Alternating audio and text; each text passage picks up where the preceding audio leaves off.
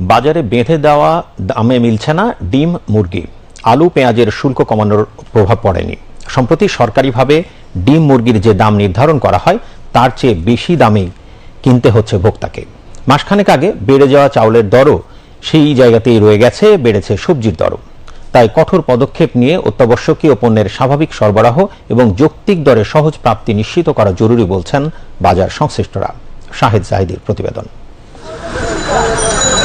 বাজার স্থিতিশীল করতে সরকার ডিম, মুরগির দর বেঁধে দিলেও এখনো পর্যন্ত রাজধানীর বাজারে এর পূর্ণ বাস্তবায়ন চোখে পড়েনি।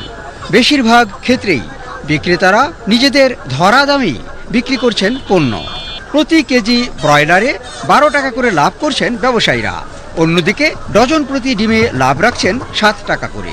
70 টাকা হালি হাঁসের ডিম, মুরগির ডিম 70 টাকা হালি। খামারি রেট দিচ্ছে, এই রেট